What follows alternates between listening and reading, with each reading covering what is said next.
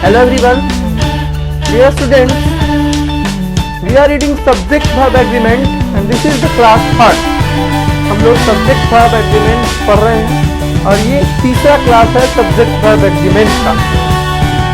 इसके पहले हम लोग subject verb agreement से रिलेटेड 8 रूल्स पढ़ चुके हैं, 8 कॉन्सेप्ट्स जान चुके हैं, जिसमें हमने सीखा है कि सिंगुलर सब्जेक्ट के लिए सिंगुलर वर्ब लगता है, लेकिन जब दो सिंगुलर सब्जेक्ट एंड से जुड़े होते हैं तो उन्हें प्लूरल वर्ब दिया जाता है। पर ऐसा भी हो सकता है कि दो सब्जेक्ट एंड से जुड़ने के बाद एक ही का काम करे, एक ही बार आर्टिकल आए और पजेसिव एडजेक्टिव आए तो उन्हें सिंगुलर वर्ब दिया जाता है। पर एंड से जुड़ने वाले दो सब्जेक्ट अगर अलग अलग आर्टिकल के साथ आते हैं और दो व्यक्तियों का बोध कराते हैं तो ऐसे में उन्हें प्लूरल वर्ब दिया जाता है। इसके अलावा आपने पेयर वर्ड्स की भी जानकारी ले रखी है कि जो पेयर वर्ड्स होते हैं, कुछ ऐसे एंड से जुड़े वर्ड होते हैं जो कि दो होते हैं लेकिन काम एक का ही करते हैं और इन्हें पेयर वर्ड्स कहा जाता है। दोनों मिलकर एक हो जाते हैं और पेयर वर्ड्स के रिगार्डिंग कैसे वर्ब्स लगाना है इसकी चर्चा हमने लास्ट क्लास में करी है। आज हम एंड से रिलेटेड कुछ और रूल्स को सीखेंगे और फिर आगे अन्य नियमों को भी सब्जेक्ट वर्ब एग्रीमेंट में जानेंगे। जैसा कि मैं पहले भी बता चुका हूं, subject verb agreement really plays a vital role in all competitive exams और हर एग्जाम में इसके सवाल अक्सर देखने को मिल जाते हैं। It is a very easy chapter two understand. समझने में यह चैप्टर बहुत आसान है और इसको पढ़ने के बाद नाउन प्रोनाउन पढ़ने में काफी मदद मिलती है और सहायता मिलती है वर्ब चैप्टर पढ़ने में भी। तो आइए आज आगे चलते हैं कॉन्सेप्ट नंबर 9 में। कॉन्सेप्ट नंबर 9 में मैं आपको क्या सिखाने वाला हूं, पहले कर लेते हैं इसकी चर्चा। लिसन, अगर हम लिखते हैं ईच बॉय एंड गर्ल तो जाहिर तौर पर इसके एक होने का तो कोई सवाल ही नहीं है, क्योंकि एक बॉय है तो दूसरा क्या है, गर्ल है। दोनों को किससे जोड़ रखा है हमने, एंड से। और एंड से जब दो अलग अलग नाउन जुड़ जाते हैं तो हम उनके लिए प्लूरल वर्ब लाते रहे हैं और यहां भी आना चाहिए था। बट यहां आप गौर करो, इसके साथ एक वर्ड आ गया है, क्या, ईच। ईच का अर्थ समझ लेना, सारी बातें यही खत्म हो जाएगी। हरेक, ये जो वर्ड है ना, हरेक, सुनने के बाद लगता है कि बहुत लोगों को डिनोट किया गया है, एकदम सही लगता है। हरेक विद्यार्थी, तो ऐसा लगेगा जैसे सर हमको भी बोले, उसको भी बोले, हर किसी को बोले। हरेक शिक्षक, मैं भी शामिल हूं और बाकी शिक्षक भी शामिल है। तो ऐसा सेंस आता है ना कि लोग कंफ्यूज हो जाते हैं। हरेक लगने के बाद लगने लगता है प्लूरल का बोध हो गया है। तो हम यहाँ पर प्लूरल वर्ब लगाने की भी सोचते हैं, प्लूरल नाउन लगाने की भी सोचते हैं। इसी बारे में चर्चा कर रहे हैं। तो अगर दो नाउन एंड से जुड़े हों, कैसा नाउन, सिंगुलर नाउन, दो सिंगुलर नाउन अगर एंड से जुड़े हो और इनमें से पहले नाउन को इच मिल जाए या दोनों नाउन को इच मिल जाए तो आप इसे कैसा भाव दोगे। इच का जगह एवरी भी ले सकते हैं, क्योंकि एवरी का मतलब भी हर एक होता है। हालांकि इनमें कुछ अंतर है पर सिंटैक्स में उसकी आवश्यकता नहीं है। वर्ब लगाने के लिए उन अंतरों को जानने की आवश्यकता नहीं है। यहाँ पर बस ये जानना है कि दोनों सिमिलर है। ये भी हर एक का मीनिंग देता है, ये भी हर एक का। अंतर ये है ना कि ईच दो के लिए भी आ सकता है, दो से अधिक के लिए भी, पर एवरी जो है ना वो दो से अधिक के लिए ही आता है ना। तो अब आप समझ लो कि ईच बॉय मतलब हर एक लड़का, बहुत सारे लड़कों का बोध हो रहा है, और गर्ल यानी हर एक शब्द इसके लिए भी आ रहा है। तो आप इसको ऐसे भी लिख सकते थे, each boy and each girl. ये भी वही सेंस देता, वही चीज है, सेम है। तो दोनों ही तरफ ईच था ना, तो ईच एक ही बार लगाने से भी स्पष्ट हो गया।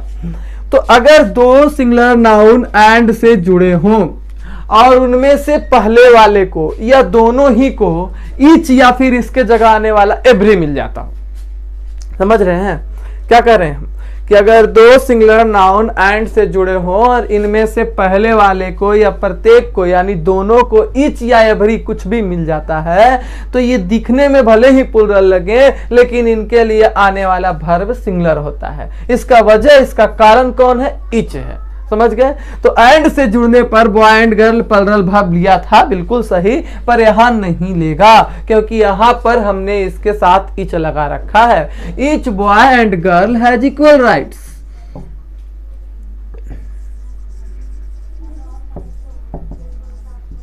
हर एक लड़के और लड़की के पास समान अधिकार है। अब अगर हम कहते हैं, ये हो गया समानता का सिद्धांत, है ना। अब करें each boy and each girl has turned up. अब क्लास में लड़के लड़कियां दोनों पढ़ते हैं तो बोल रहे हैं कि हर लड़का और लड़की आ चुके हैं।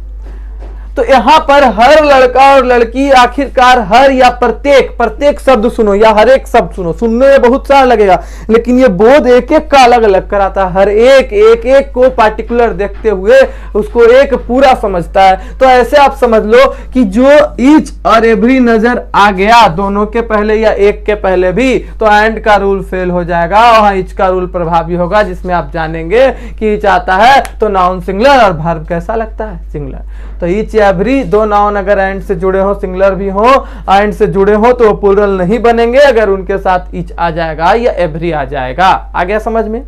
फिर से सुन लो एक बार। दो सिंगुलर नाउन अगर एंड से जुड़े हो और उनमें से प्रत्येक नाउन को ईच मिले या एक नाउन को पहले नाउन को भी ईच या एवरी मिल जाए तो इनके लिए आने वाला वर्ब सिंगुलर लगता है। यहां से आप इन एग्जांपल्स को देखकर समझ ही गए होंगे। एक दो एग्जांपल और कर लेते हैं फिर अगले रूल को सीखेंगे। जरा ये देख लो भाई मेरे, यहां हम लिख रहे हैं each class and every rule, दो ऑप्शन रखते हैं, इज या आर इंपॉर्टेंट। आप लोग बताओ कौन सा वाला होगा? Each class and every rule is या आर इंपॉर्टेंट, क्या चुनेंगे, इज की आर? जवाब होगा आर। नहीं, यहां क्लास और रूल एंड से जुड़े जरूर हैं लेकिन इनमें से इसको ईच मिल गया है, इसको एवरी मिल गया है। एक को भी ईच एवरी मिल जाए तब भी सिंगुलर मिलेगा, दोनों को मिल जाए तब भी सिंगुलर वर्ब लगेगा। अतः आपको यहाँ आर नहीं लगाना है बाबू, यहाँ सिंगुलर वर्ब कौन सा लगाना है, ईच लगाना है। तो ईच सही होगा ना? ठीक है, ओके, आप समझ रहे हैं। अब अगला एग्जाम्पल और ले लेते हैं। एग्जाम्पल अगर हम कहेंगे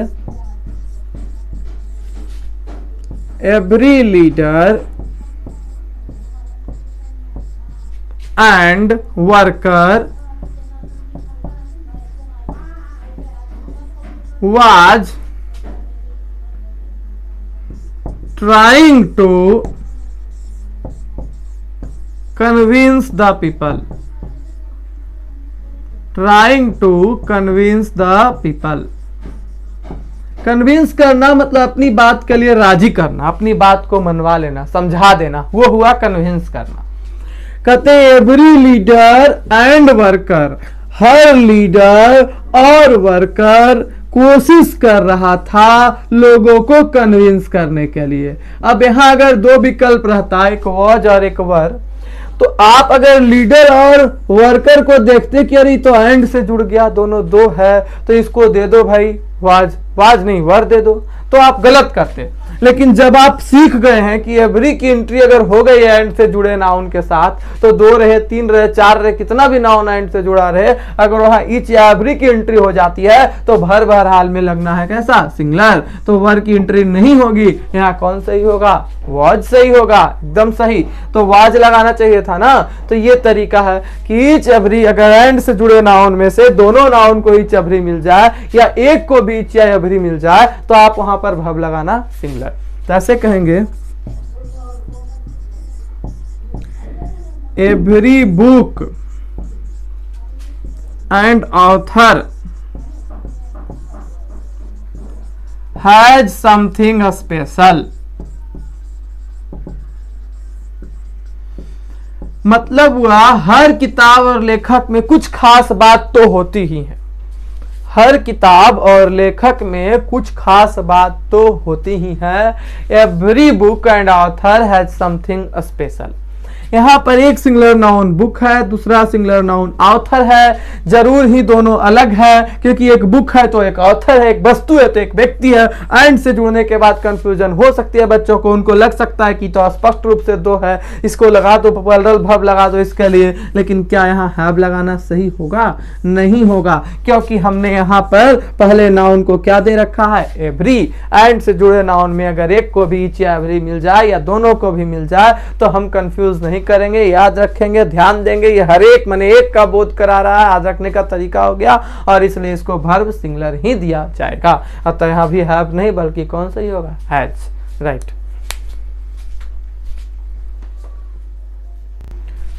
डियर स्टूडेंट्स, ये तो हो गई एंड की चर्चा। एंड अब चाहे जैसे भी आए आप समझ जाओगे इसके साथ कब सिंगुलर वर्ब लगाना है और कब प्लूरल वर्ब लगाना है। कॉन्सेप्ट नंबर 9 के समाप्त होने के बाद अब कॉन्सेप्ट नंबर 10 में हम आपको एंड के ही तरह का एक और वर्ड के बारे में बताने जा रहे हैं जिसका प्रयोग एंड के जैसे ही किया जाता है।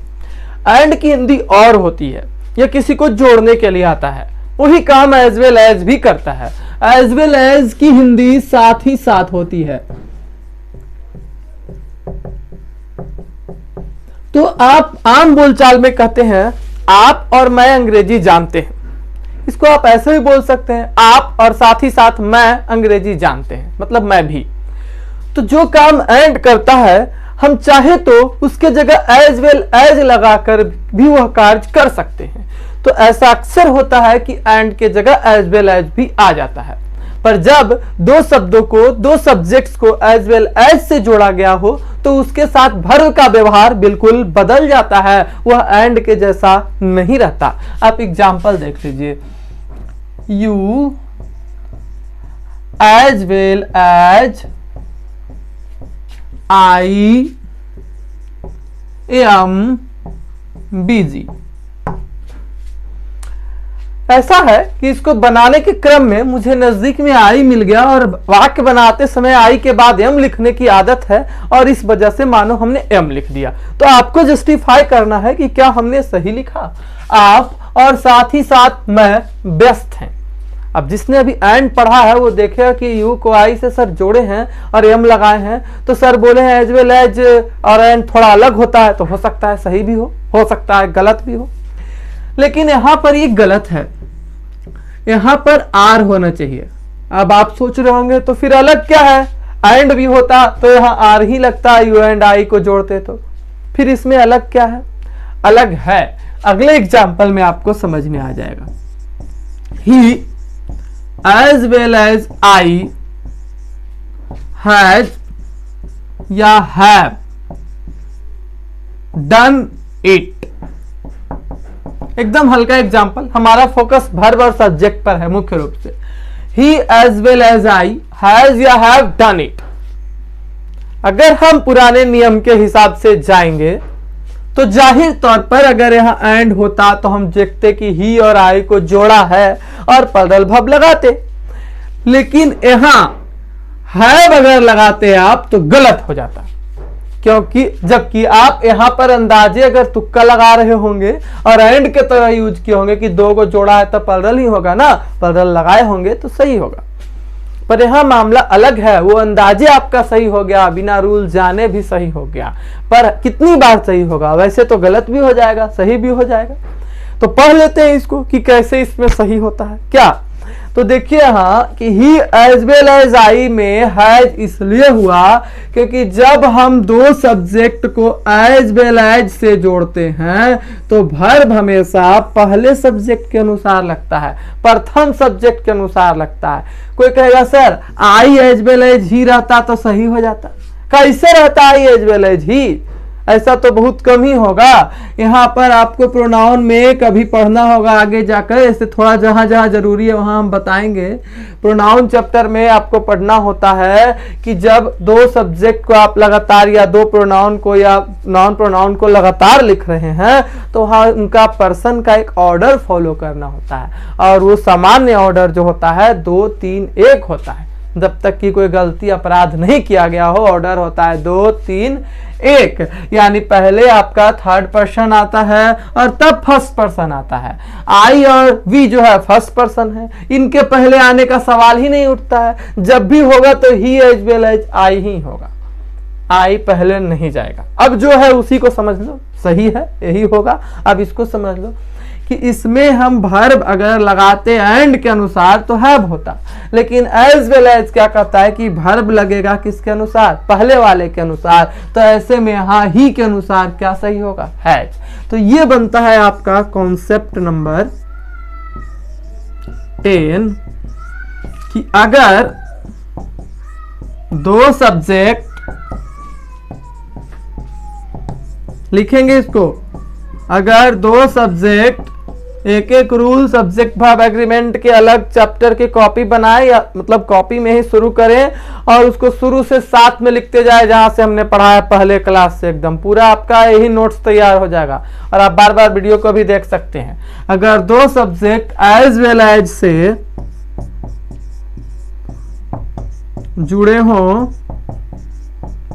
तो वर्ब पहले सब्जेक्ट के अनुसार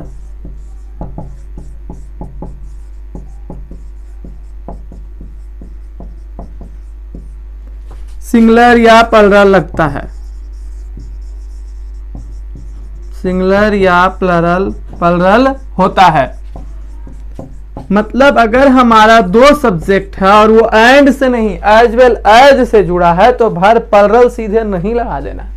वहां चेक करना है कि आपका वर्ब जो है पहला सब्जेक्ट के अनुसार क्या लगेगा। इसका ये पहला एग्जाम्पल हो गया, एग्जाम्पल नंबर 1 इस रूल का जो हम समझा रहे थे। एग्जाम्पल नंबर 2 ये हो गया जहां ही के अनुसार हैज लगा है और यहाँ यू के अनुसार हमने क्या लगा रखा है, आर लगा रखा है। अगर हम कहेंगे the students as well as the teacher is या आर पंक्चुअल। पंक्चुअल का मतलब होता है समय का पाबंद। करे विद्यार्थी लोग और साथ ही साथ शिक्षक जो हैं समय के पाबंद है। फिर यहां जो अंदाजे लगाएंगे उनका सही हो जाता एंड के हिसाब से, लेकिन क्यों होता पता नहीं चलता। पर जो आप एज वेल एज पढ़ लिए हैं तो समझ जाएंगे कि वर्ब लगेगा प्रथम सब्जेक्ट के अनुसार। अगर टीचर के अनुसार यहाँ इज दे देते हैं तो इज गलत हो जाएगा, या आप ये सोच के आर लगा रहे हैं कि दो वो एंड से जुड़ा हुआ है तो आर लगा देते हैं तो सही तो हो जाएगा, लेकिन ये सही जानकारी आपके पास नहीं होगी। हम यहाँ सिर्फ स्टूडेंट्स को देख के आर लगाएंगे क्योंकि एज वेल एज से जब दो सब्जेक्ट को जोड़ते हैं तो वर्ब पहला सब्जेक्ट के अनुसार सिंगुलर या प्लरल होता है। यहाँ हमारा पहला सब्जेक्ट स्टूडेंट्स है जिसको देख करके क्या लगाना उचित होगा, आर। आप सभी रूल्स को, इसमें जितने सारे रूल्स आएंगे कलेक्ट करके पढ़िए और फिर इसके बाद हर रूल से रिलेटेड हम मिसलेनियस एक्सरसाइज बनाएंगे तो इन्हीं रूल्स से रिलेटेड क्वेश्चंस आएंगे और वो डील हो जाएंगे। सारे क्वेश्चंस एग्जाम में पूछे गए ही होंगे। आइए अब आगे बढ़ते हैं अगले रूल में। This was concept number 10। Now we shall discuss concept number 11। Okay, तो कॉन्सेप्ट नंबर 10 के समाप्त होने के साथ ही हमारा एंड और एज वेल एज पूर्णतया समाप्त हो गया। अब एंड और एज वेल एज रिगार्डिंग कोई भी सवाल आते हैं तो वो बन जाएंगे, इससे बाहर नहीं जाएंगे। लेकिन इस दरमियान एंड को पढ़ते वक्त हमने एंड पर ईच और एवरी का प्रभाव देखा कि ईच और एवरी के आ जाने से एंड को सिंगुलर वर्ब, एंड रहने पर भी सब्जेक्ट को सिंगुलर वर्ब देना पड़ा था। तो ऐसा है कि अब हम लोग अगले कॉन्सेप्ट में, अगले रूल में, कॉन्सेप्ट नंबर 11 में ईच और एवरी का ही प्रयोग देख लेते हैं ताकि उससे रिलेटेड फिर कोई कंफ्यूजन क्रिएट ना हो। तो आप जानो कि ईच एवरी, इसके साथ दो और वर्ड हम कलेक्ट करवाते हैं आपको। Each every, either, oblique neither, plus s c n plus s भी का प्रयोग होगा।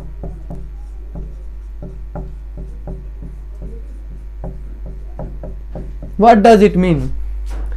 पहले आप इसकी हिंदी समझते चले जाओ, आपको याद ही होगा। ईच का मतलब हर एक होता है, राइट, और एवरी का मतलब भी हर एक होता है, तो अब आपको बताने की जरूरत नहीं है। पर ये जान लो आप, आइदर, कुछ लोग जानते भी होंगे, आइदर मीन्स दो में से एक, और नाइदर मीन्स दो में से कोई नहीं। तो ईच में तो इसलिए सिंगुलर लगता है क्योंकि वह एक एक करके ही सबका बोध कराता है। तो एट ए टाइम एक बार में हर एक का बोध कराते हुए भी एक ही को पॉइंट आउट करता है। एवरी में भी यही बात थी। तो आइदर में कौन सा अलग है, ये दो पर फिक्स हो गया, लेकिन बोध कितना का करा रहा है, दो में से एक, तो हुआ तो अल्टीमेटली सिंगुलर ही। और नाइदर की तो बात ही मत कीजिए, तो जीरो का बोध करा रहा है, दो में से कोई नहीं। अतः ये सब सिर्फ लगेगा कि प्लरल जैसा हिंदी देगा, लेकिन बोध एक का ही कराएगा या जीरो का कराएगा, इसलिए इसको आप वर्ब कैसा दोगे? सिंगुलर। ध्यान रहे वर्ब के साथ साथ इनके साथ आने वाले नाउन को भी पढ़ना होगा, सब्जेक्ट वर्ब एग्रीमेंट। यहाँ सब्जेक्ट के भी प्रॉपर्टीज को भी सीखना है और वर्ब के भी प्रॉपर्टीज को सीखना है। इसलिए आप ये भी जानो कि जब भी आइदर नाइदर के एग्जैक्टली बाद, तुरंत बाद, बगल में, साथ में जो नाउन आएंगे वो सिंगुलर काउंटेबल होंगे। और यहाँ कंफ्यूजन भी कम है, नाउन सिंगुलर है तो वर्ब भी सिंगुलर लगेगा। आदतन हम लोग बॉय के साथ इज ही लगाएंगे, बॉयज रहता है तब ना गलती हो जाती है। तो इसलिए आप यहाँ पर ईच, एवरी, आइदर, नाइदर को हिंदी से याद करो। ईच मतलब हर एक, एवरी मतलब हर एक, आइदर मतलब दो में से एक, नाइदर मतलब दो में से कोई नहीं। तो 1 और 0 का बोध कराने वाला तो सिंगुलर ही होगा, तो उसको सब कुछ सिंगुलर चाहिए। अब यहां पर कुछ एग्जाम्पल लिखते हैं, जैसे कहेंगे each citizen enjoys equal freedom in India. समझने के लिए इतना भी बहुत है। हर नागरिक, प्रत्येक नागरिक इंजॉय करता है, आनंद उठाता है, लुत्फ उठाता है बराबर आजादी का, बराबर स्वतंत्रता का। तो यहां पर ईच के बाद जो सिटीजन वर्ड आप देख रहे हो, ये सिंगुलर नाउन है। कैसा नाउन है? सिंगुलर काउंटेबल, गिनने वाला नाउन है, सिंगुलर नाउन है। अनकाउंटेबल होगा तो मापने तोलने वाला होगा। दो ही तरह का सिंगुलर होता है, वो गिनने वाला है, वो नहीं गिनने वाला। तो ये गिनने वाला है और इसके साथ गिनने वाला ही आता है, क्योंकि ईच जो है संख्यावाचक शब्द है, हर एक है ना, तो संख्यावाचक को गिनने वाला ही देंगे, नहीं गिनने वाला कैसे देंगे? तो ऐसा नहीं कि ईच वाटर बोलेंगे, गलत होगा, ध्यान दीजिएगा। तो ये आपका अन्य चैप्टर्स का भी मुद्दा है। यहाँ तो हमें सिर्फ देखना है कि सब्जेक्ट सिंगुलर है या प्लरल, और उसके अनुसार वर्ब कैसा होगा। काफी आसान है, इसमें ज्यादा किसी तरह का तनाव नहीं लेना है, बस दो ही चीज पर विचार करते रहना, सब्जेक्ट वर्ब, बस। तो ईच सिटीजन, सिटीजन्स नहीं लिख सकते, क्यों नहीं लिख सकते? क्योंकि ईच, एवरी, आइदर या नाइदर के बाद वर्ब तो बात की बात है, नाउन जो होता है वो सिंगुलर होता है और तब वर्ब भी सिंगुलर होता है। तो एक गलती यहाँ ये भी आ रही है कि ईच सिटीजन्स भी लिखा हुआ मिल सकता है और आगे इंजॉयज ही लिखा रहे, चाहे इंजॉय लिखा रहे। यही क्वेश्चन इस रूप में अगर आ गया तो भी हम अपने पथ से हटेंगे नहीं, समझ गए हैं रूल और उसको अप्लाई करेंगे, दोनों ही रूल्स को। तो पहला तो ये सही जा रहा है भाई, इसके बाद नाउन सिंगुलर होना चाहिए, इसके अकॉर्डिंगली वर्ब इंजॉयज होगा या इंजॉय होगा, दो विकल्प रख लेते हैं। मैंने बहुत ही बार रिपीट करके पिछले क्लासेस में बताया है आपको, सिंटैक्स के सब्जेक्ट वर्ब एग्रीमेंट के क्लास 1 में और वर्ब में, कि जो वर्ब होते हैं ना उसमें जब यस जोड़ते हैं तो वो सिंगुलर होते हैं और शुरू में वो प्लरल होते हैं। तो इंजॉय मेरा प्लरल वर्ब है और वर्ब में यस जोड़ने से वो सिंगुलर बनता है, जबकि नाउन में यस जोड़ने या यस जोड़ने से प्लरल बनता है, उल्टा है। तो आप जब इसको सिंगुलर मान रहे हो तो इसके साथ सिंगुलर वर्ब लगेगा। इंजॉयज करेक्ट है, सही है, और इंजॉय लिखना यहाँ गलत हो जाता। तो each citizen enjoys equal freedom, ऐसा होगा ना। अगर हम ईच सिटीजन से लिखेंगे तो आगे तो दूर रहा जाने का, इंजॉय और इंजॉय तो बाद में चूज करेंगे, पहले तो यही गलत हो गया, मेरा सिटीजन्स नहीं होगा, इसके बाद प्लरल नहीं आता है। अभी हम लिखते हैं every book has some knowledge.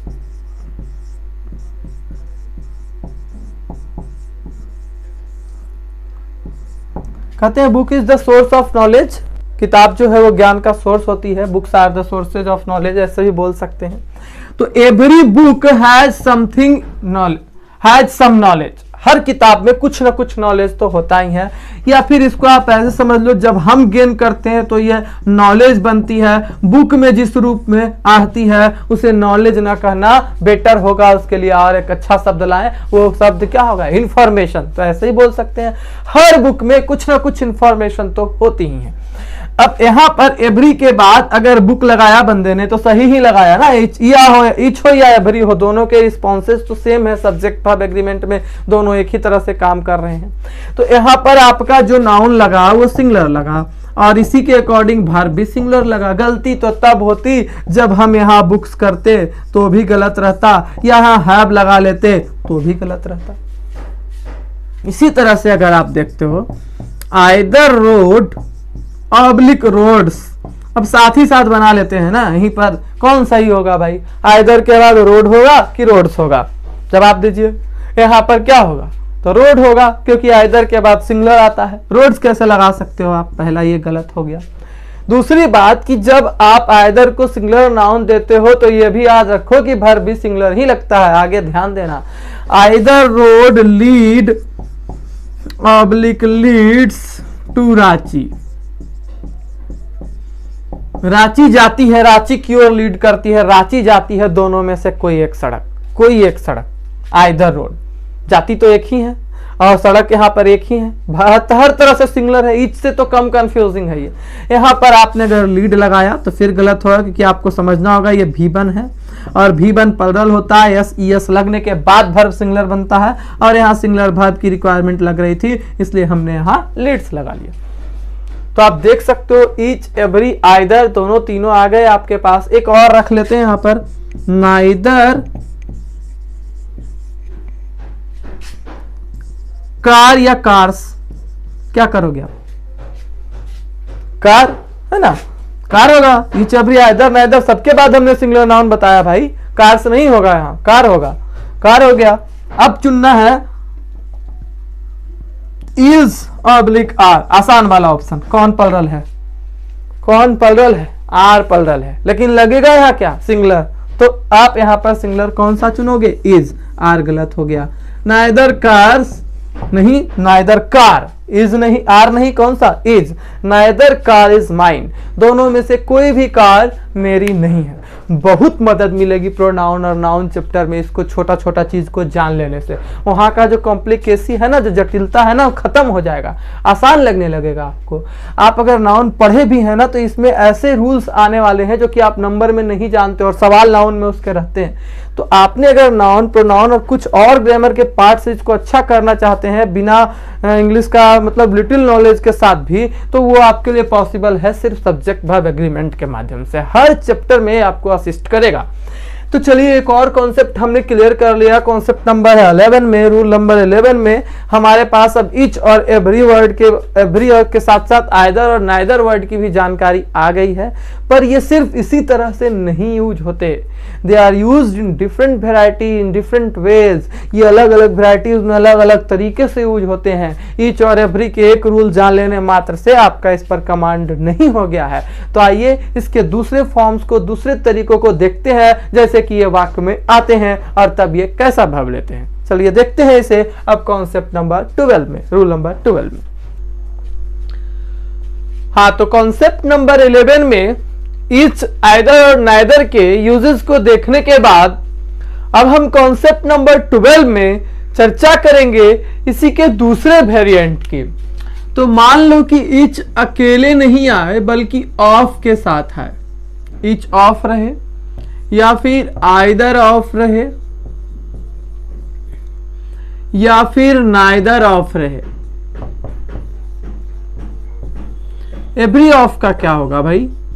तो जान लो अच्छे से आप, एवरी के साथ ऑफ नहीं लगता है।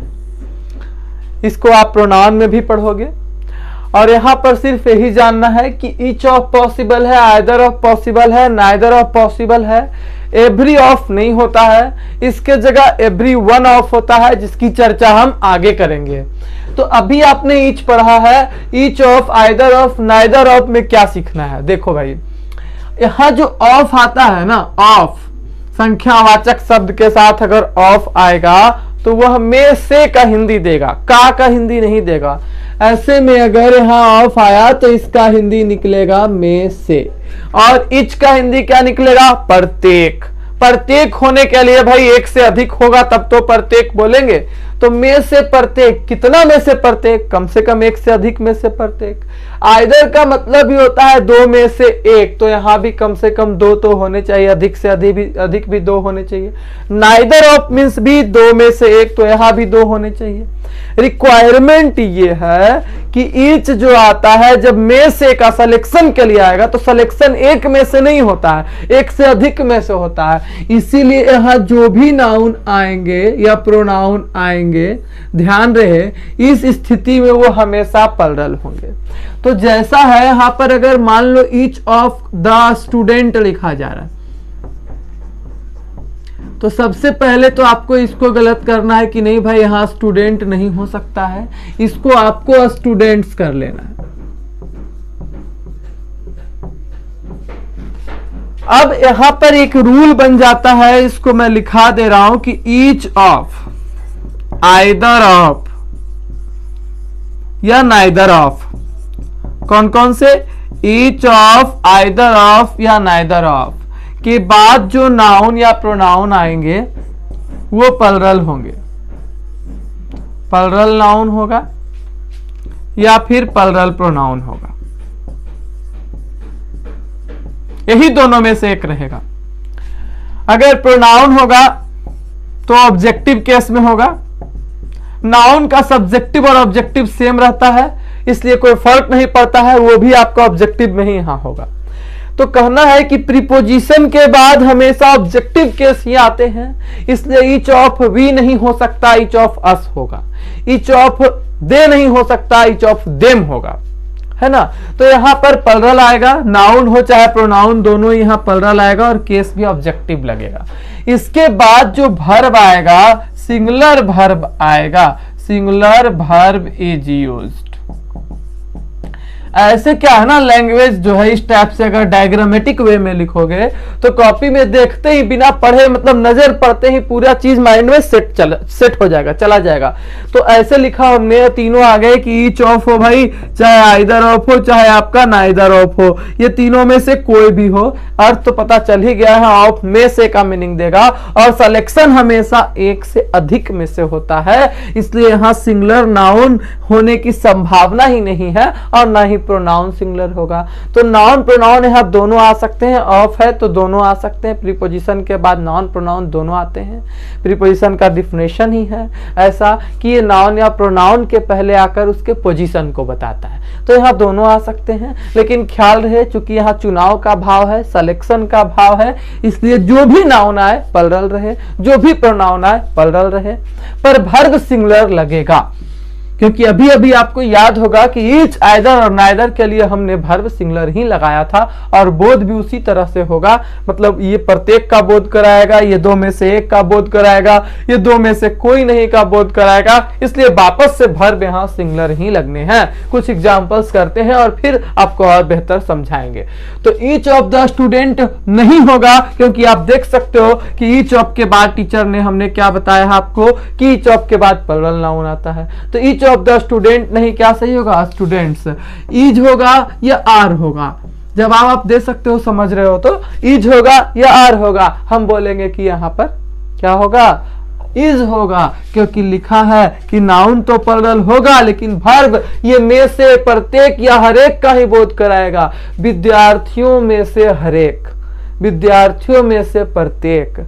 अब ऐसे में आर कैसे सही होगा, इज प्रेजेंट, यानी जितने भी विद्यार्थी हैं उनमें से प्रत्येक उपस्थित है, तो यह बनाया गया वाक्य। आइदर ऑफ द क्वेश्चन होगा सही क्या, एक ही बात तो बार बार रिपीट हो रही ना बाबू, ध्यान देंगे तो आप जवाब दे पाएंगे। आइदर ऑफ द क्वेश्चन होगा सही क्या, नहीं, दो में से एक का बोध कराता है आइदर, तो दो तो प्लरल हुआ, तो यहां पर क्वेश्चन नहीं बल्कि क्वेश्चंस होगा। ऑफ नहीं आता तो चुनाव या सिलेक्शन नहीं होता तो सिंगुलर हो जाता, ऑफ आ रहा है तो प्लरल दो में से चुनेंगे ना, तो दो क्वेश्चंस का बोध कराना है ना, इसलिए क्वेश्चन नहीं क्वेश्चंस होंगे। और आप इसको चाहो तो ऐसे समझने के लिए एक बार इसको क्रॉस भी कर सकते हो और इधर आप सही कर सकते हो। दो में से एक प्रश्न गलत है, तो अब यहां पर आप इज चुनोगे या आर? चलो थोड़ा बदल देते हैं, बार बार इज आर यहां पर आप कर दो ऐसा कि वाज कर दो और वर, हिंदी थोड़ा बदलेगा। तो दो में से एक प्रश्न गलत था, तो वाज चुनोगे कि वर चुनोगे? समझ रहे हो अगर, तो आप जरूर से जरूर यहाँ वाज चुनोगे, वर आपका नहीं होगा, क्योंकि यहाँ आइदर की एंट्री हो गई है। इच के लिए भी वर्ब सिंगुलर लगा, आइदर के लिए भी सिंगुलर ही वर्ब लगेगा। चुनाव हो रहा है, कई में से हो रहा है, दो में से हो रहा है, इसीलिए नाउन तो प्लुरल हो गया, लेकिन वर्ब दो में से एक ही है। सब्जेक्ट का काम दो में से एक ही क्वेश्चन कर रहा है, इसलिए वर्ब तो सिंगुलर ही लगना चाहिए। समझ रहे हो ना? अब है नाइदर ऑफ। नाइदर याद है आपको? नाइदर मतलब दो में से कोई नहीं, तो यहां पर एटलीस्ट दो होना चाहिए, उनमें से कोई नहीं का बोध कराएगा, लेकिन बोध तो कोई नहीं यानी जीरो का ही कराएगा, तो वर्ब तो सिंगुलर ही लगेगा। अगर हम कहेंगे नाइदर ऑफ द एग्जाम्पल होगा या एग्जाम्पल्स, क्या कहेंगे? सही जवाब होगा कि यहां एग्जाम्पल्स लिखेंगे, क्योंकि दो में से कोई नहीं का भाग हो रहा है। Neither of the examples was left, या और बदलो has oblique have been left. कोई भी उदाहरण छोड़े नहीं गए हैं। हिंदी ये हो गई।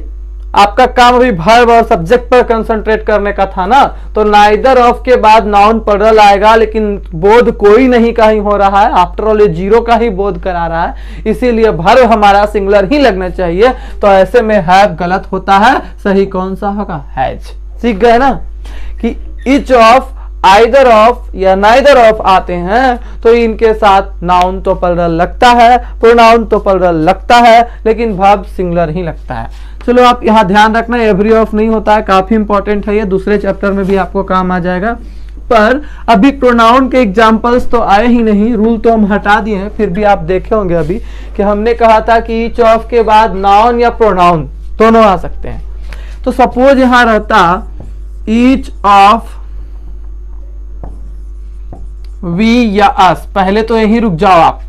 प्रीपोजिशन के बाद ऑब्जेक्टिव केस आता है, इसलिए वी नहीं होगा, अस होगा, पर होगा प्लुरल ही। ईच ऑफ के एग्जैक्टली बाद जो आएगा वो प्लुरल ही आएगा, वर्ब सिंगुलर आएगा, लेकिन ईच ऑफ के, आइदर ऑफ के, नाइदर ऑफ के एग्जैक्टली बाद जो नाउन प्रोनाउन आएगा वो प्लुरल आएगा।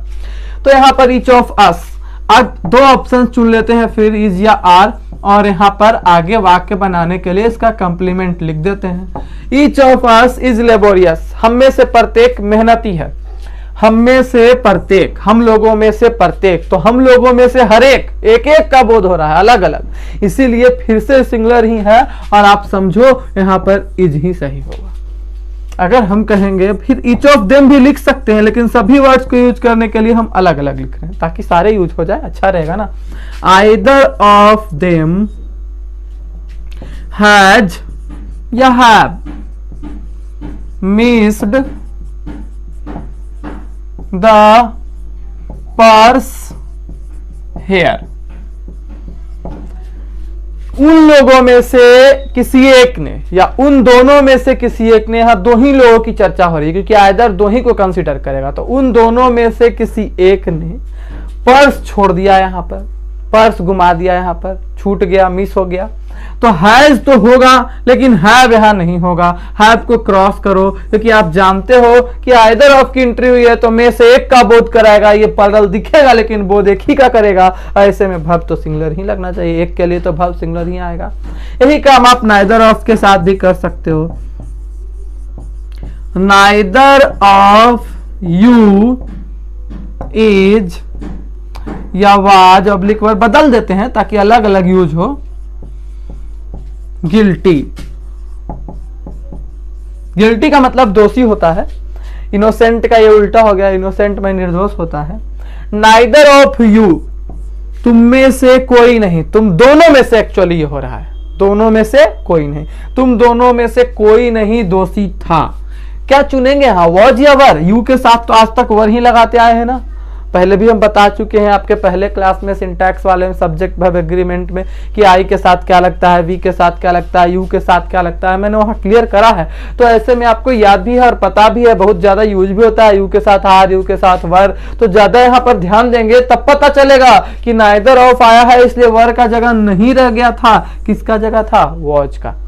तो आप ईच के बारे में, आइदर के बारे में, नाइदर के बारे में और अधिक जानकारी ले चुके हैं, पर फिर भी ये खत्म नहीं हुआ। इसके बोले ना अभी बहुत सारे वेरिएंट्स हैं, तो आगे अभी और इसके यूजेस देखने पड़ेंगे, जिसके लिए अब हम कॉन्सेप्ट नंबर 13 में फिर इसकी चर्चा आगे करेंगे। तो आइए चलते हैं कॉन्सेप्ट नंबर 13 में।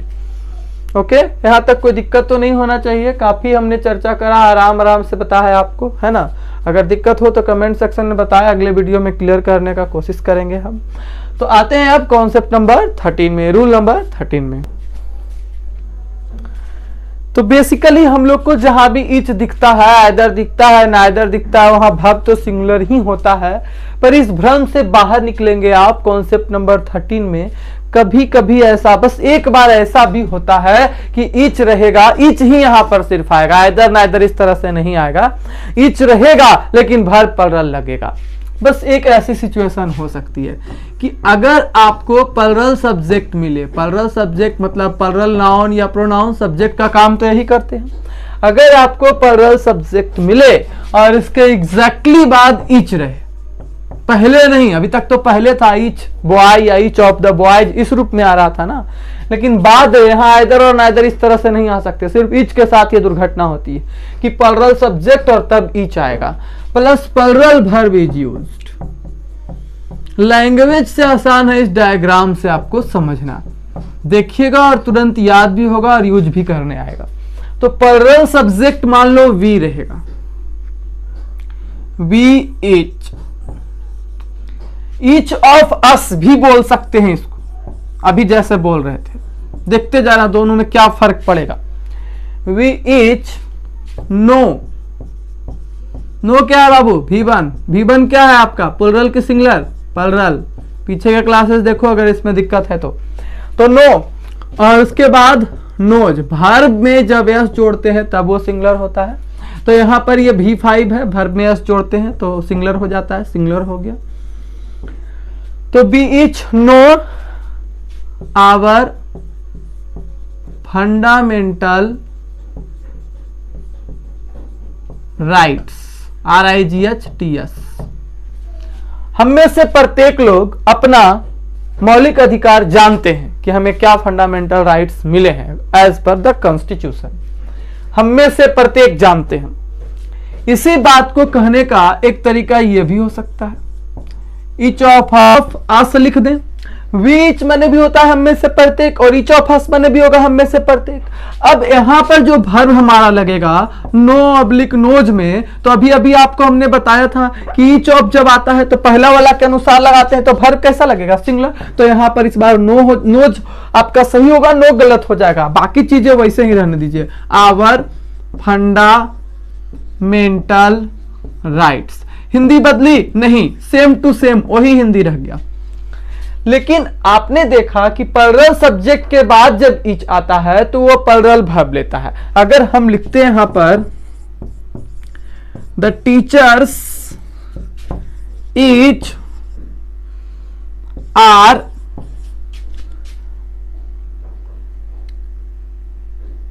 ऑन यूट्यूब नाउ, कहने वाला कह रहा है शिक्षकों में से प्रत्येक अब YouTube पर है या YouTube पर पढ़ा रहे हैं। यहां पर the teachers each, plural subject के साथ ईच आया तो उसी तरह से रिएक्ट करेगा और प्लरल वर्ब ले लेगा। इसीलिए यहां पर आप अगर इज लगा रहे हो तो गलत होने वाला है, आर लगाओगे तब सही होगा। तो इससे पता चलता है कि अगर सब्जेक्ट प्लरल हो तो उसके अकॉर्डिंगली हम लोग वर्ब जो है प्लरल लगा देते हैं। कब? जब ईच प्लरल सब्जेक्ट के पहले नहीं आकर बाद में आता है। यही अगर ईच ऑफ द टीचर्स रहा होता, दोनों पहलुओं को लेकर चलिए, अगर ईच ऑफ द टीचर्स रहा होता इन केस, तो क्या हम अभी भी आर लगाते? नहीं बाबू, ईच पहले आ गया, ऑफ के साथ आया तो पहला वाला के अनुसार, ईच के अनुसार लगाते। तो यहां पर अब इज लगता, इज ऑन यूट्यूब नाउ, ऐसा है। तो ईच के बारे में अभी फिर हम अगले रूल में कॉन्सेप्ट नंबर 14 में चर्चा कर। देन नाउ इसके बाद कॉन्सेप्ट नंबर 14 में हम सीखेंगे बाबू कि अगर ईच अकेले आ जाए, हम पूरे ईच को भी खत्म कर लेंगे इस कॉन्सेप्ट नंबर 14 के साथ। तो अगर ईच अकेले आ जाए, आइदर अकेले आ जाए, नाइदर अकेले आ जाए, तो हम उसके लिए कैसा वर्ब लगाएंगे और किस प्रकार से वो वाक्य में आएगा, जरा देख लीजिए। अगर सिर्फ ईच, आइदर या नाइदर ही सब्जेक्ट का कार्य करे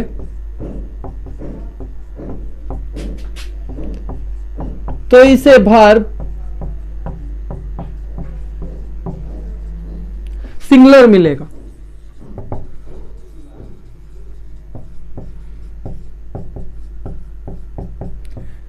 मेरे कहने का मतलब है, सपोज हम कहते हैं ईच हैज इक्वल राइट्स, इस बात को ऐसे कहते हैं। सिटीजन वगैरह जो लगा था सब हटा दिए और हम कह रहे हैं प्रत्येक के पास समान अधिकार है, तो हमारा सब्जेक्ट अकेला इच बना, और अकेला सब्जेक्ट अगर इच बना तो भी वर्ब सिंगुलर ही लगेगा।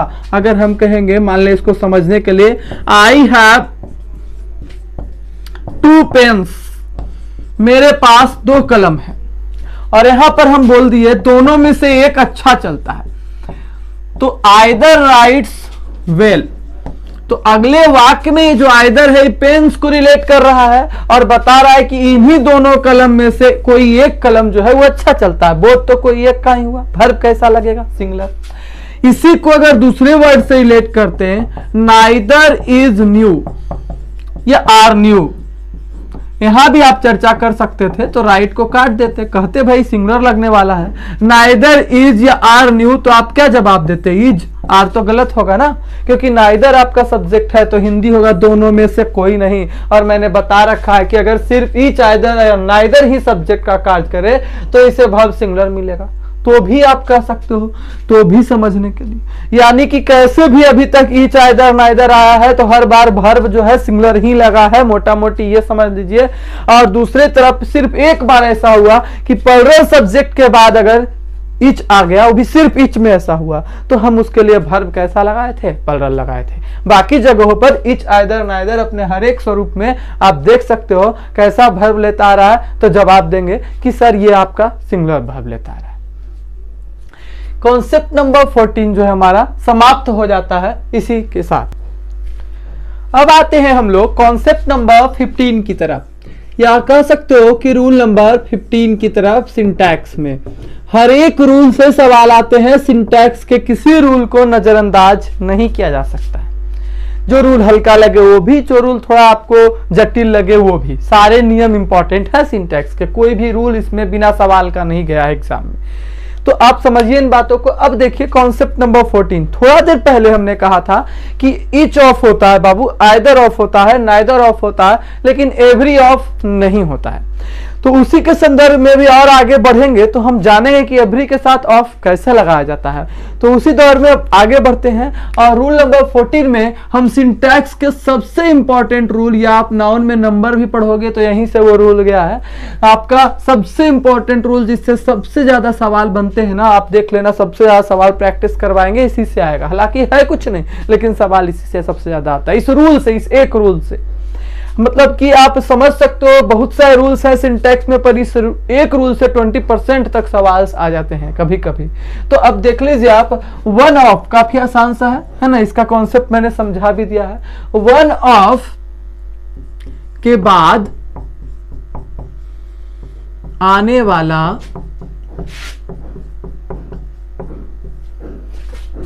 नाउन या प्रोनाउन तो प्लुरल होता है, लेकिन इसके लिए वर्ब सिंगुलर लगता है।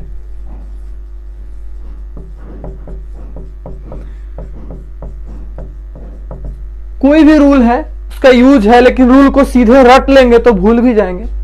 भूलने से ज्यादा तो सिंटैक्स में क्या प्रॉब्लम होती है कि भूलने से ज्यादा आप कभी कभी कंफ्यूज कर जाएंगे।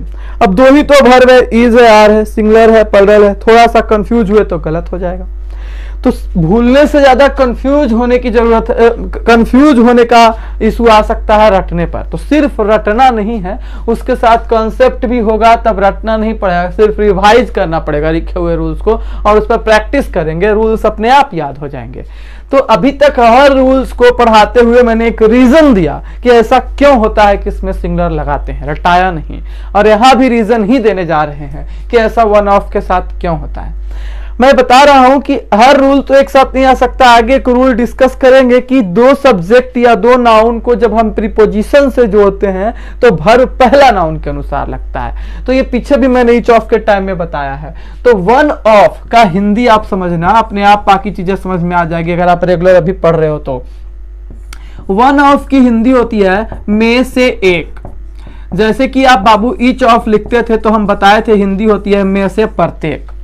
में से एक, कितना में से एक होगा, सिलेक्शन कब करेंगे, जब एटलीस्ट 2 होगा, 3 होगा, 4 होगा। एक में से एक नहीं, एक में से एक को तो एक ही बोलेंगे, सिंगल वन, फिर वन ऑफ लगाने की जरूरत नहीं।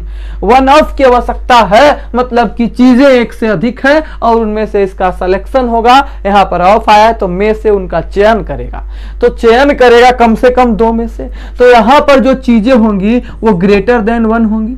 यहां पर जो चीजें होंगी वो आपका ग्रेटर देन 1 होगी, मतलब कि एक से वो बड़ा होगी। तो एक से बड़ा होगा यानी यहां पर जो नाउन आएगा या प्रोनाउन आएगा, जो भी आएगा वो प्लरल आएगा। पीछे मैंने आपको बताया है कि प्रीपोजिशन के बाद जो प्रोनाउन आते हैं वो ऑब्जेक्टिव केस में होते हैं। तो यहां भी वही फॉर्मूला लगेगा। तो अगर हम कहेंगे one of the chapters, chapter नहीं कह सकते, यहीं पर गलती होगी कि अगर हमने यहां चैप्टर कह दिया तो गलत हो जाएगा, जबकि भ्रांति भ्रम हो सकता है। वन है तो चैप्टर होना चाहिए, वन नहीं है, ये वन ऑफ है। क्या है? वन ऑफ में से एक।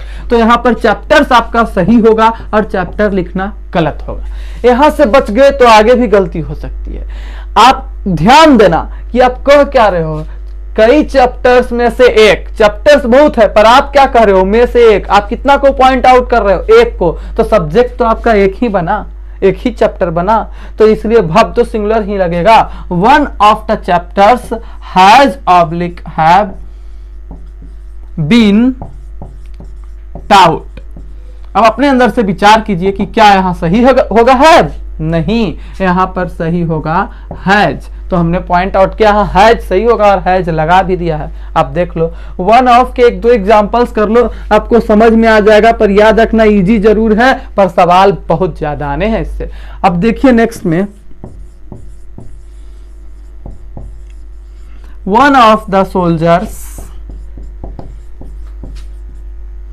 was oblique were killed in the blast। तो कह रहा है कि ब्लास्ट हुआ, ज्यादा क्षति तो नहीं हुई, लेकिन ब्लास्ट में एक बहुत बड़ी क्षति क्या हो गई कि हमारा एक सैनिक मारा गया। तो बहुत सारे सैनिक थे, उनमें से एक सैनिक जो था मारा गया। वन ऑफ द सोल्जर्स, 2 भी थे, 4 भी थे, बहुत सारे, मतलब एक से ज्यादा का यहां बोध हो रहा है। तो कई सोल्जर्स में से एक, 4 में से एक, 5 में से एक, जितना भी सैनिक था उनमें से एक सैनिक जो था वो मारा गया। किस चीज में? ब्लास्ट में मारा गया। हमने यहां क्या चुनना है? वाज। वर क्यों नहीं? क्योंकि वन ऑफ के बाद नाउन, सिलेक्शन के लिए तो प्लरल चाहिए, लेकिन सिलेक्शन तो एक ही का हुआ है, दिखा तो एक ही को रहे हैं, इसलिए वर नहीं, यहां पर क्या चुनेंगे? वाज। फिर से आप समझ गए होंगे कि वन ऑफ के बाद कैसे नाउन आते हैं और कैसे भाव लगता है। One of you is या are trying to trick me या befool me। तुम में से कोई एक या तुम में से एक मुझे मूर्ख बनाने की कोशिश कर रहा है। आप देखो यहाँ आर कभी संभव है क्या? ऐसे यू देख के तो कोई भी बंदा आर लगा लेगा, लेकिन आप यू नहीं देखोगे, अब आप पढ़ रहे हो, अब सिंटैक्स के बारे में आपके पास इंफॉर्मेशन है जो आपने कलेक्ट कर ली है, तो उसको देखेंगे तो पता चलेगा कि तुम में से एक का बोध हो रहा है, मतलब यहाँ आर संभव नहीं है, यहाँ पर इज लगेगा। अगर हम चाहें तो आगे ऐसे एग्जांपल्स भी कर सकते हैं। One of them has stolen my watch, उनमें से किसी एक ने मेरी घड़ी चुराई है या चुरा ली है। यहां पर अगर हैव को जस्टिफाई करने की कोई कोशिश करे तो आप नहीं कीजिएगा, गलत कर दीजिएगा, क्योंकि देम के अनुसार हम क्यों जाए भाई, मेरा असली सब्जेक्ट तो वन है, जो उनमें से एक, तो एक ही की बात हो रही है ना, घड़ी चुराने वाला तो एक ही है और उसी को रिप्रेजेंट कर रहे हैं, में से सिलेक्शन तो एक का होगा, इसलिए यहां पर हैव कभी जस्टिफाई नहीं कर सकते हम। सही कौन सा होगा? हैज। तो एक बहुत ही इंपॉर्टेंट रूल, छोटा आसान लेकिन सबसे ज्यादा सिंटैक्स का इंपॉर्टेंट रूल, आप इसको कह ले सकते हो, इसमें कोई डाउट नहीं, निसंदेह। क्लासेस आगे जारी रहेंगे, किसी भी क्लास को पूरा कीजिए, मेरी यही सलाह है। अगर वो चैप्टर आपने पढ़ लिया है मेरे ऑफलाइन क्लास में तब तो कोई बात नहीं है, लेकिन अगर उस चैप्टर को आपने नहीं करा है तो आप उसको पूरा कीजिए। अगर आपको लगता है ये शुरू नहीं है तो आप मुझ पर भरोसा कीजिए, शुरू से भी शुरू है। सबसे आसान चैप्टर मुझे ये लगता है मेरे तरफ से पूरे ग्रामर में, और हर चैप्टर में इसकी जरूरत भी पड़ती है। ऐसे अगर आपकी इच्छा है कि एकदम शुरू से, कई लोग कहते हैं और आपको लगता है कि एकदम शुरू का मतलब नाउन ही होता है, तो वेट कर लीजिए, नाउन भी पढ़ाएंगे, नाउन भी ऑनलाइन में आपको पढ़ा देंगे और अन्य चैप्टर्स की भी शुरुआत होगी। मेरी इच्छा थी कि ऑनलाइन क्लासेस में हम सेट प्रैक्टिस का बैच दे, सेट प्रैक्टिस कराएं, पर इसके लिए हम जानना चाहते हैं कि कौन से बच्चे हैं जो इतना मेरे क्लास में ऑफलाइन में पढ़ लिए हैं और अभी भी ऑनलाइन क्लासेस से जुड़े हुए हैं, जुड़ना चाहते हैं, जो कि सेट प्रैक्टिस में हिस्सा लेंगे या सेट प्रैक्टिस करना चाहेंगे। तो जो भी ऑनलाइन सेट प्रैक्टिस में हिस्सा लेना चाहते हैं, ऑनलाइन क्लासेस के माध्यम से सेट प्रैक्टिस करना चाहते हैं, वे लोग कमेंट सेक्शन के माध्यम से या फेसबुक के माध्यम से या व्हाट्सएप के माध्यम से किसी भी तरह से मुझसे जुड़ें, और अगर आपके पास मेरा नंबर नहीं हो तो यूट्यूब में कमेंट करें, मैं दूंगा। तो ये सब चीज़ें हैं जो आपको अब धीरे धीरे मिलना शुरू हो जाएंगी। अब क्लासेस रेगुलर हो गई तो सब कुछ मिलेगा। अब एक ढर्रे पर हम लोग आ गए हैं, एक चैप्टर चल रहा है। तो ठीक है बाबू, ऑनलाइन क्लास करने के लिए, बने रहने के लिए आप सबको धन्यवाद। इसी तरह से आप लोग मेहनत करते रहिए। फिर मिलते हैं अगले क्लास में इसी समय 9 बजे यूट्यूब पर, मेरे channel Gopal English classes Nawada पर। और हाँ, अगर आपने अभी तक मेरे चैनल को सब्सक्राइब नहीं किया है तो नए क्लासेस के बारे में जानकारी के लिए आप इसे सब्सक्राइब कर लें और बेल आइकन को भी दबा दें। That's all, thank you, goodbye, see you.